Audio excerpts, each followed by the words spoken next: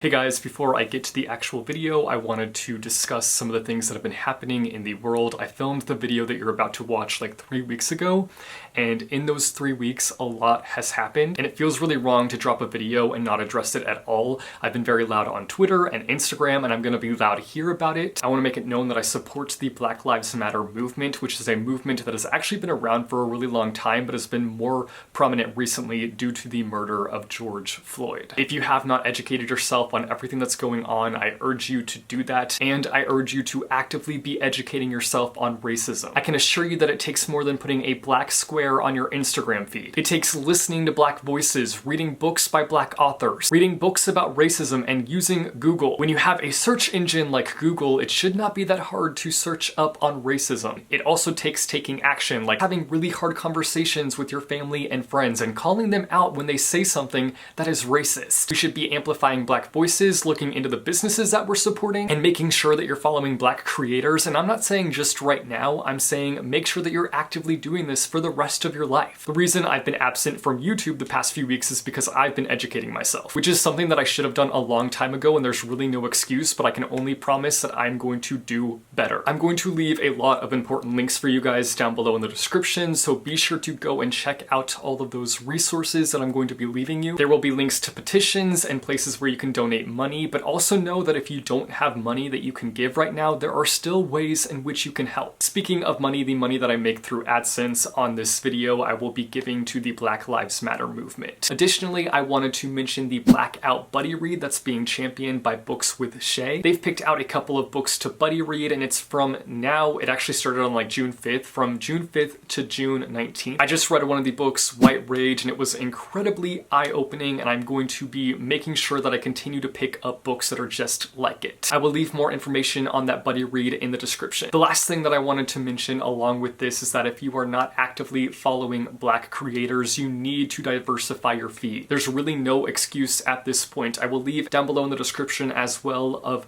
a list of black booktubers that you should be checking out and actively following. And when I say follow them, I don't mean just click subscribe. I don't mean just click follow on Twitter and follow on Instagram. I mean engage with their content, listen to what they have to say, and engage with it. The last thing that I want to address before I get to the video is Harry Potter. The author who must not be named is fully proving herself to be full of hatred, and I've always seen my channel as a safe space where anybody can come and enjoy the content, and I really don't feel good about supporting that series knowing what I know about the author. It just baffles me that she wrote a series that is all about the power of love, and she's out there spewing so much hatred into the world, and I just can't stand by that. So I felt it was important to address both of these things. I hope you guys are doing well and taking care of yourself. I'm now going to transition into the actual video. Thank you for listening. Hey yo, what's good, reader fam? Welcome back to my channel. I hope you're doing well. Today I am bringing you another books I've read not so recently, the series on my channel where I share with you the books I've read not so recently, because I'm forever behind in life. Will I ever get back to calling this series books I've read recently? Maybe when pigs fly. So basically never! I'm gonna be sharing my thoughts on 5 books today. Ding, ding, ding, ding, ding. They're all books that I read at the beginning of the year. What month is it again? What even is time these days? Time is a lie. That's what it is. At one point it's 7 a.m. on a Tuesday, and then I blink, and well, bam! Just like that, it's 2 p.m. on a Saturday. I did want to mention the fact that I have started doing individual book reviews over on my second channel, youtube.com/morereader, link in the description. They're just for books that I wanted to go a little bit, itty bit more in depth with. These videos I just kind of use as a way to document the books that I've read and share some of my feels with you, but sometimes I just want to dig a little bit deeper. Anyway, I just wanted to mention that in case some of you guys wanted to check that out. But without further ado, let's talk books. First up here we have Love Boat Taipei. In this book we follow Ever Wong, who has been shipped off to Taiwan by her parents against her will. Parent goals, except not at all. She is now having to spend her summer studying Mandarin. She does dread it at first because honestly, who wants to spend their summer studying?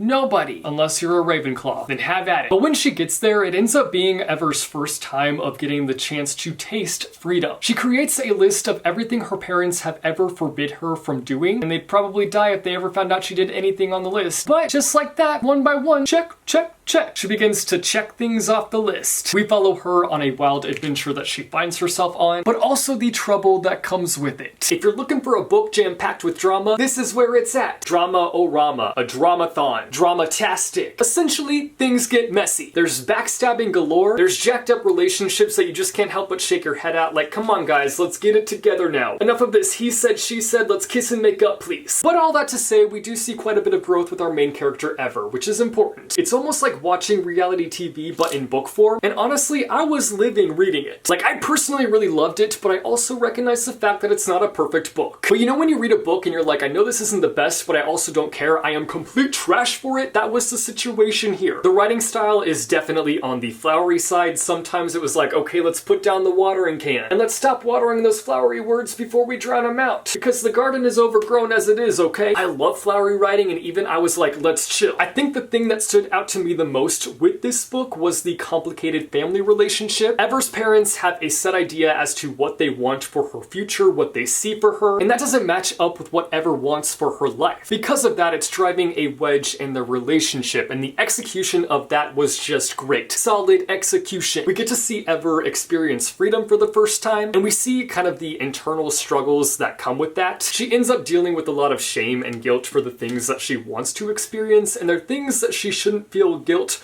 or shame for. They're things that any normal human would want to do, like just go out and hang out with friends, have a relationship. So she ends up kind of having to take a step back and reconstruct the way that she is approaching things. She has to figure out a way to kind of unlock her freedom, ditch the shame, forget the guilt, and just be whoever she wants to be. Now, this book is definitely not perfect. Nope, nope, nope. It has things like cheating and slut shaming, and I also saw a reviewer point out recently that some of the Chinese references weren't accurate. I'll leave a link to that review in the description, and pointing out the issues with it is obviously valid. Outside of those issues, I was able to enjoy the experience of reading this book. Next up here we have Infinity Sun. It's been so long since I've read this book that I'm like, what is it even about?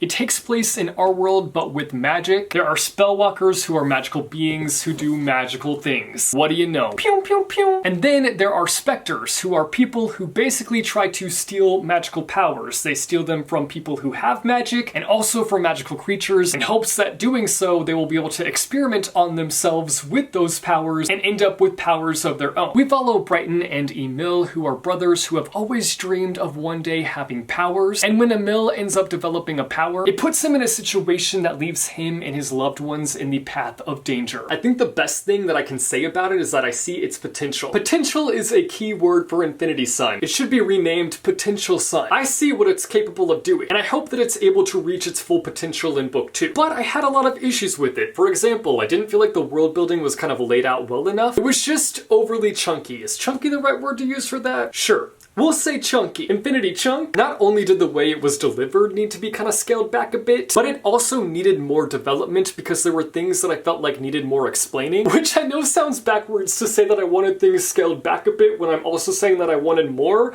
but let me explain. The things that were expanded on were info dumped to a T, and the things that weren't expanded on needed more dressing on their salad. I hope that makes sense. Additionally, it was built on tropes, which isn't a bad thing. Tropes are not bad, but I think for me personally, when there are a lot of tropes, I like to see things be done in a way that I haven't seen them be done before. And the ones present in the story were familiar, and I just wanted to be surprised, but I wasn't. On top of that, which I promise I'll stop harping on the book after this thought, I just needed more from the characters in terms of personality, because outside of our main characters, we didn't really get to see much from the side characters, and there were quite a few side characters. But that's just me getting my picky pants on and being a little too much with my high standards over here. Yeah, I'll admit that. There were things that I liked though. Let me take off my grumpy grandpa gear and put on my positive Patty attitude. Emil's storyline was bomb to follow. I loved seeing how things developed with his character, and I cannot wait to see him flourish in book 2. Like, I know he is going to just like own book 2. He's gonna take it and he's gonna own it, and we're gonna watch him thrive. While I hated his brother in the book, Brighton, which let me just say, Brighton is basically like Jake Paul, which is not a good look, but that's what made his character interesting to read about. Sure, he was frustrating as heck to read about, but it was fun feeling some kind of way about him. I also loved the concept of celestials? Oh crap. I can't say it. I'm having A word, issue, celestials. Yes, I loved the idea of celestials and spellwalkers. Too many S's and I begin to trip up. But again, I just needed a little bit more from it. Give me more. And finally, some of the action scenes were thrilling as heck. And in those moments, I was completely hooked on the book. Next up, I have Kafka on the Shore. The book follows Kafka, who is on the run from his past, and Nakata, who is searching for his unknown destiny. The two stories end up intertwining in full-on magical weirdness. That's the simplest way to put the book. This was the second time I read the book, and I've already shared my thoughts on it in the past, so I will try to say something that I haven't said before on this one. I've nailed down the fact that it's weird, I've nailed down the fact that it doesn't fully make sense, and I've nailed down the fact that it's magical. I think something that stood out to me this second go around with this book is the idea of loneliness, accepting that there are times in your life when you will feel a sense of loneliness, and how that can be okay. It's not bad to go through times when you're feeling lonely. In fact, those times can be vital in you learning more about yourself. Other than that, I feel like I'm a broken record when talking about this book, saying the same thing over and over and over and over and over and over and over again. You get the picture? You get the picture. So I'll save you the unnecessary word vomit. He says after he's already vomited the word, I just referred to myself in the third person. Let's not. If you love books that are trippy and don't fully make sense and are left open for you to interpret, highly recommend checking out this trip of a book. Next up, I read One of Us Is Next, which is the sequel to One of Us Is Lying. It has a bit of a similar take as One of Us Is Lying, but with a twist. Twist it up, buttercup. Students are being targeted with a truth or dare game, and if they don't play along, they become targets. Their deepest and darkest secrets will be revealed if they don't play along. If they don't participate, it could submerge them into darkness, and if they do participate, it could also get them into big trouble. So like, really, there's no win-win situation here. Either way you play, you're a loser. I felt like this was a sequel to a book that I didn't necessarily need a sequel for, but I was ultimately happy with getting a sequel for. It was a really solid second book, and I don't know if it's because my expectations were so low. We're going so low, because again, I was like, do we really need a sequel? Not at all. But then I ended up finding myself fully invested in the story. I tend to go into YA mystery thriller books really skeptical, but I should stop doing that with Karen M. McManus books because she delivers. I continue to be impressed by her books. Something that she excels at with this series in particular is the way in which she explores each and every character. We have several different perspectives present, and she expands their stories and shapes them into a way in which they feel real. It's like, shoot, am I reading about real people? I hope not, because these fictional characters are going through it. You understand why each character is handling the situation in the way that they are, and you start to fear for their well-being as well. Y'all know how I cling to books that checkmate the heck out of their characters. I think another thing that I really appreciate is after we have this big ending of sorts, we have the reveal, the mask comes off, we have a bit of cushion at the end of the story. A book caboose, if you will. We get to see how the events of the finale have affected the characters. It's not a slap in the face and then they walk away. We get the slap in the face and then the reaction. Ah! That was a rather bad analogy, but you get what I'm saying. I know these books aren't going to be for everyone, but they're entertaining to me. And that's that. Book drop. Next up, I read Book Love, which this is one that I actually picked up from the library and read, so I don't have it physically here with me. It's exactly what the title says it is. It's a book about book love. A book for book lovers depicting what it's like to live a life with a love for books. Simple pimple. Pop it for the bookish goodness. Why did I even have to take that in that direction? This was fun, but it was also very cliche. It honestly low-key reminded me of some of my sketch style videos that I've done in the past, like my book lover struggles video or my 25 signs you're a book addict video. It's likely filled with things you have seen all over the internet, but what makes it fun are the illustrations that accompany everything. If you just want a little light break from whatever you're reading, check it out. I think it took like 20 minutes to get through it, maybe. It's basically like a picture book for book lovers. That's the best way I can put it. That's it for this episode of books I've read not so recently. I've read a lot more books than this already this year, but as your boy said at the beginning, I am forever behind, forever and ever, amen. But hopefully I will have another one of these videos up soon. Let me know in the comments down below if you have read any of the books that I mentioned in this video and what your thoughts are on them. If not, then let me know down below in the comments some books that you have read recently, or, you know,